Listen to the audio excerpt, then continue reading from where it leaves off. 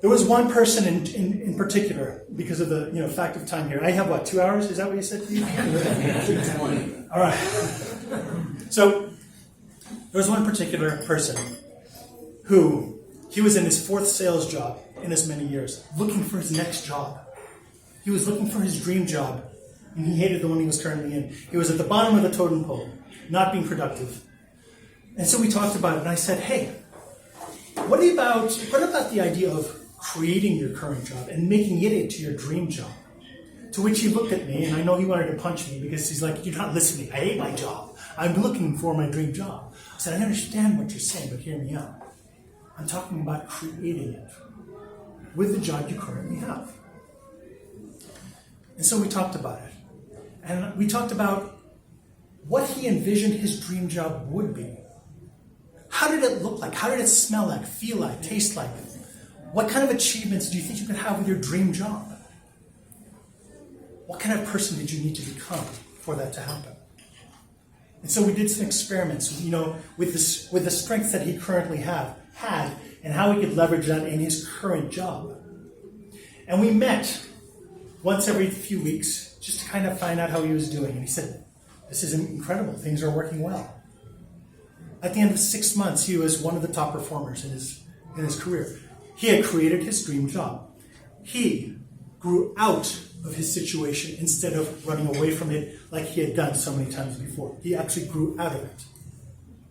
So this is one of the things that's interesting, because his situation is not a new situation. There's a lot of people who are looking for better opportunity because they hate the current situation that they're in. And it's an interesting thing because we have a lot of people doing this. They have this fear of missing out. Now, let's go to the next slide. This gentleman, people are looking for happiness everywhere, kind of like I was. Hey, where'd you find that? I've been searching for it everywhere. This guy says, I created it myself. I had it the whole time, I just created it myself. I'm not as good as an artist, so I found this on the internet. So this is better than anything I could have ever done. But the point being is that this is what we have going on. Is that we have people who are not seeing and not being present and not being grateful for what's actually in front of them. Because they've seen that they've missed past opportunities. They've missed past opportunities. And because they've missed past opportunities, they're using those missed past opportunities as fuel for now looking at the future with anxiety, fearing that they're going to miss out on the next great opportunity. So now they're freaking out about the future because of the past, but never ever being present, never ever being grateful for what they have. Because when it comes down to it, okay, it's kind of like the whiny teenager who looks through a full fridge that the parents just stocked from the grocery store, saying there's nothing to eat.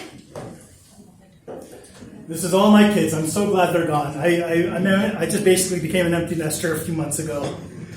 And this is what we used to have happen. Now, I thought we were done with this phase, and my wife and I went grocery shopping, and the next day she went through the fridge and she did the same exact thing. I'm like, honey, do you miss the kids? Or are you projecting what's going on? Anyway, but the point is there's a lot. There's a lot for us to work with. If we are only just more mindful about what's actually around us, instead of doing this, chasing money because it means happiness, chasing something else because it means happiness, chasing statuses, chasing likes, chasing whatever it is because it means happiness. It's a very, very simple fix. It's a very simple fix about being present. That's what gratitude brings. And there are many nuances, by the way, of gratitude, which I usually get into in the keynotes and the breakout sessions that I do. I don't have time for that right now. But I will wrap up with this. These are my parents with Mother Teresa right here. That's my sister. You know what? When I met her, I was like 9. I didn't know who I was meeting. I thought she was just another nun. I'm probably out there beating up my brother somewhere else. I have no idea who she was. But it's what Mother Teresa said. A great quote. Yesterday is gone. Tomorrow has not come. Today is all we have. Let us begin. So, I'm going to leave you with And real quick, as I'm leaving you with this, I forgot to tell you that I put some evaluations in front of you, and that's super helpful to me. It just keeps me humble, if you would fill those out. But very simple things that I started out with that you can take for yourself or maybe even give it to other people. In the morning, when I get up, phone is not pulling at me. The household is not pulling at me. Life is not pulling at me. I have this pure silence. I write down 3 things that I'm grateful for. And there is power in handwriting. Extreme power in handwriting. 3 things to write that you're grateful for before doing anything else. That could be in the form of prayer, whatever it is that you guys do to connect. It's part of my morning meditation, right? Maybe mine lasts 45 minutes, an hour. Some people's might last 15 minutes. There's no judgment there. You start from where you are. But in addition to that, that sets the tone for the day. At the end of the day, before going to bed, handwriting 3 things I'm grateful for that happened that day. Now, my wife yesterday had the worst day. This is harder to do, right? But at the same time, there are things. Like, for example, she was not liking the bills that were coming from a tooth that needed to be fixed, and the dog going to the vet, and so many things. But maybe we can be grateful for even small things. Maybe a baby smiled at me. I'm grateful for that. Right? Maybe she's grateful that she's able to live within 10 minutes of a dentist who could fix her problem. Right? There are small things. Maybe someone cuts me off. Right? Here's one of the secrets to gratitude. Whether or not I take something personally. Something bad could happen. Someone could insult me. Someone could compliment me.